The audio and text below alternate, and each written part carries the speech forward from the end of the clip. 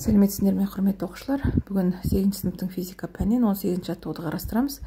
Ол электр тоғының жұмысы мен қуаты, электр тоғының жылулық әсері Джоуль-Ленц заңы деп аталатын тақырыптан екен.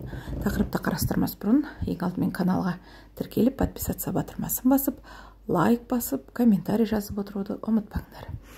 Бірінші есепте бізде 220 вольт кернеуге қосылған электр шамы 5 минут ішінде 12 килоджоуль энергия жұмсады.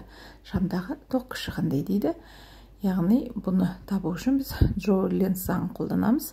Яғни Q тең I-дан I-ді табамыз. Q бөлінген U болады. I-ді табу үшін 12 көбейтілген 10-ның 3 дәрежесін 220 көбейтілген 300-ге бөлеміз. Сонда 0,118 ампер шығар екен. 5 минут 300 секундқа 12 көбейтілген 10-ның 3 дәрежесі джоуль деп килоджоульді айландырып аламыз. Екіншіде, электр қозғалтқыштар бірде екі троллейбус әртүрлі жылдамдықпен қозғалады. Олардың қайсының қуаты үлкен, жылдам әлде баярақ қозғалатынын ба дейді. Енді троллейбустың қозғалысқа кедергістері бірдей деп есептеңдер дейді. Яғни жылдамырақ қозғалып келе жатқан троллейбустың қуаты үлкен болады, себебі жылдамдық қозғалу үшін көбірек қуат қажет екен. Келесі есепте тоқ күші 6 ампер, уақыт 8 минут 1480 секундқа айландырып аламыз. Және Q берілген екен 2,12 мегаджоуль, 12,12 көбейтілген 10-ның 6 дәрежесі деп табамыз да кедергіні тап дейді. Олай болса, кедергіні табу үшін Q-ды I квадраттыға бөлеміз. Яғни бізде 127 Ом деп кедергінің жауабы шығады екен. Төртінші. Электр пешті жөндеген кезде оның спираль бастап ұзындығынан 10% қысқарды. Пешті сол тізбекке қосқанда оның тұтынатын қуаты неше есе өзгереді дейді. Бесінші есепте 220 вольт кернеуге есептелген үтікке кедергісі бірдей 87 Ом болатын екі орамасы бар дейді. Ажыратқыштың көмегімен оларды тізбекте және параллель жалғауға болады. Әр жағдай үшін үтіктің қуатын есептеңдер дейді.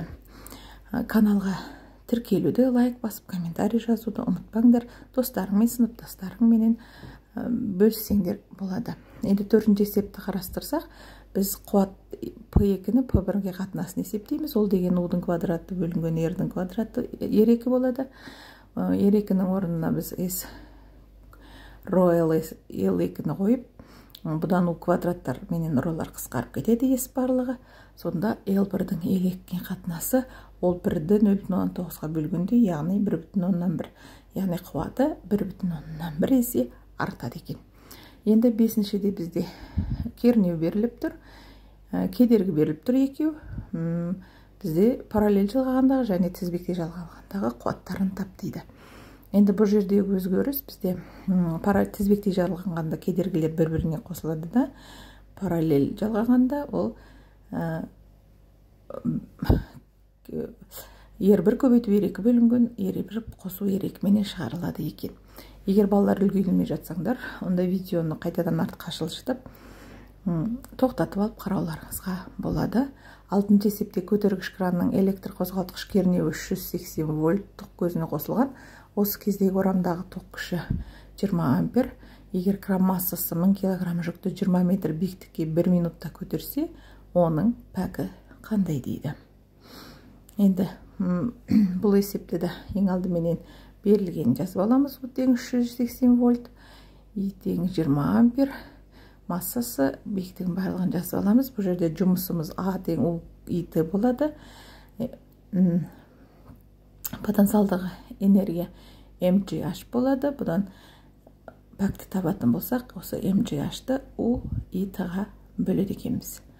Яғни сонда міне бізде 0,1438 ол дегенім жоқ шамамен 44%-ды береді. Тыңдағандарыңа рахмет.